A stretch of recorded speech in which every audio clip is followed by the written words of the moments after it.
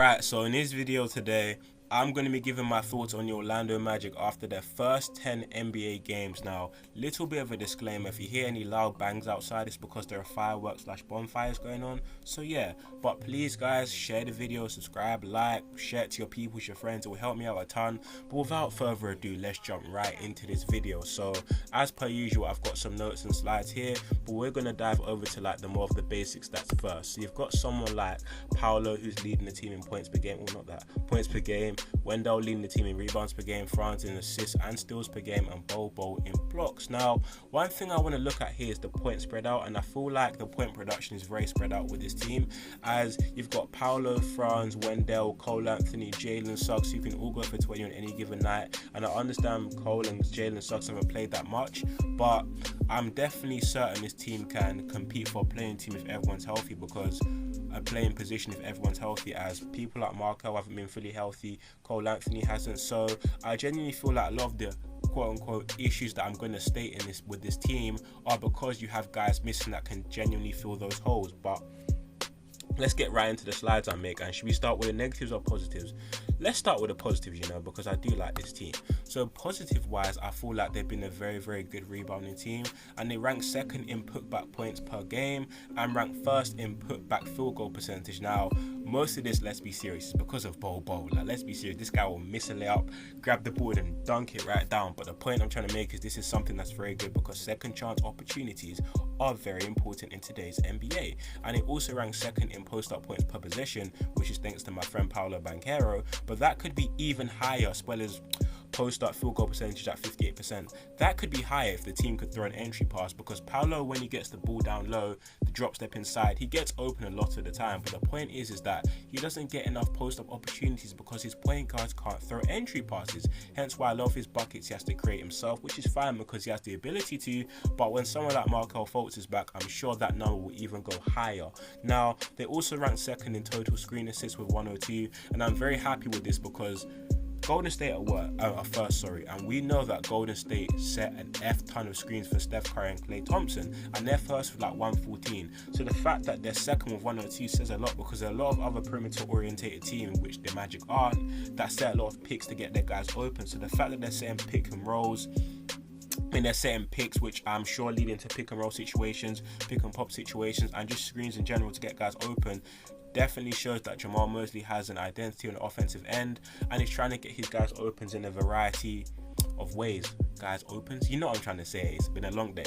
But they also rank 6th in total rebounds per game at 46.2, and that's a given because you've got a lot of guys that can get around 8 to 7 rebounds per game in Franz, Wendell, Paolo, Bobo. I probably miss people out, Mo Bamba, when he's deciding to be actually competent and not terrible. But you've got guys that can genuinely fill up the stat sheets in a variety of different ways, and I'm happy with what the team has been saying. Like, the team's also very deep. You've got some very good bench production from Kevon Harris recently, who in my opinion was the turning point in that Golden State game, and other guys coming up big. So I like the way this team is looking in a depth standpoint, and I feel like when all the pieces come together and they start to click, this team can start winning games, because it's not like they've been losing games by a lot. I think their point differential has not been much. I'll even go into it now.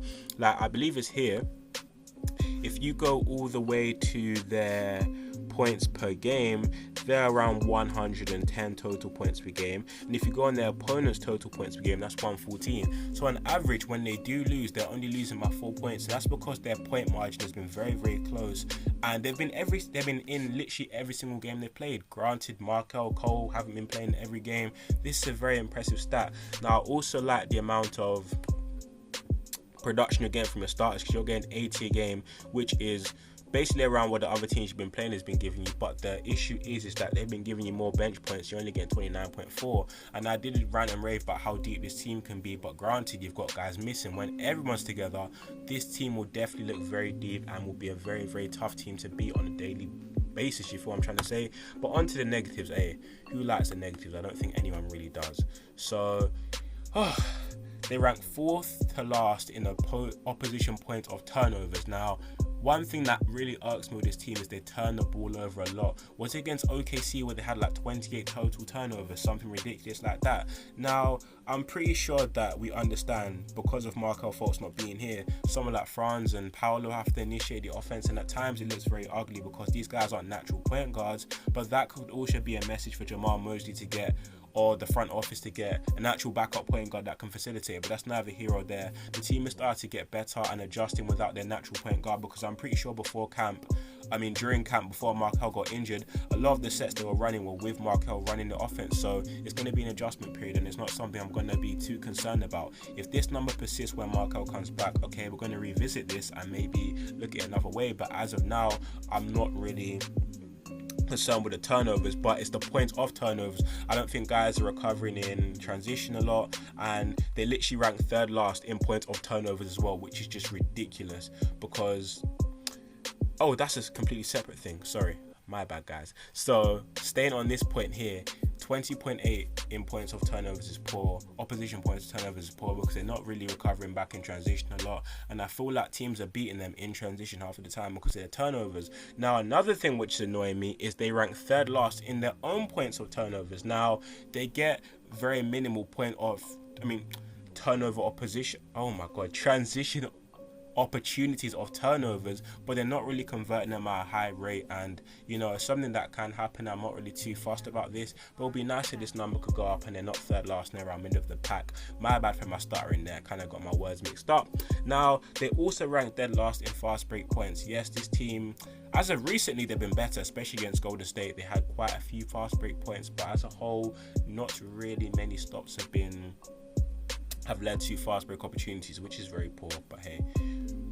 They also rank third last in 3-point percentage. Like, as we know, this isn't a team where you can look at and say, oh, they've got a sniper right here, because if you go through the entire roster, Bobo's a decent shooter but low volume. You've got Franz Wagner, he's a pretty good 3-point shooter but medium level volume. Paolo Banchero is a average to below average shooter. You get the point. There's not really one guy that you can look at and you can say, oh, he's a sniper from 3. No. So maybe that should be an area to adjust. You also rank 5th last in 3-point attempts per game, and that's understandable when you don't really have any 3-point specialists out there. Most of your guys like to do their damage inside, from Jalen Suggs with his new improved jump shot. He's still an inside guy. Paolo works inside, Wendell works inside, Bobo works inside. So you've got a lot of players that require a lot of plays to get in the paint, so that's not really something that's going to happen a lot. And the fact that you are in games as much as I showed you, where you're only losing games by 4 points and you're barely taking 3-point attempts compared to today's NBA, that definitely shows something. And they also rank third last in assists per game.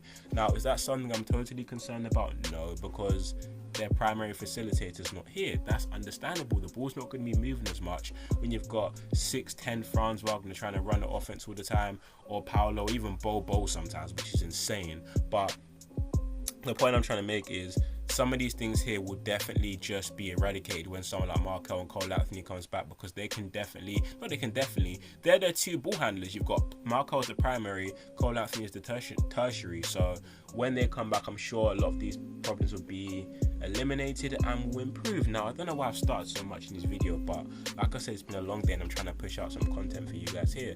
So that's really the end of the video. I don't really have too much to say. I don't want to focus on too many points here and now. I thought I'd keep it kind of vague and simple, but as a whole, the Magic have looked very good. Granted, they've had a lot of guys out, so there's not been a full opportunity to see what the team could look like, because Paolo Banchero and Bobo have been good, but imagine how much better they could be with Markel Fultz and Cole Anthony.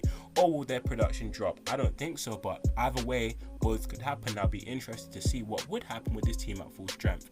But thank you guys so much for listening to this video and watching. I'm trying to improve my presentation skills, because yes, I can speak for days, but sometimes my words aren't as clear, as concise as I wish they could be. But hey, you can only improve with more reps and more practice, so that's what I'm doing now.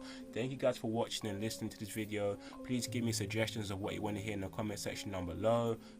Give me suggestions in the comment section down below of what you want to hear in future videos. And yeah, that's me for this video. Peace, stay blessed guys, and I'm out.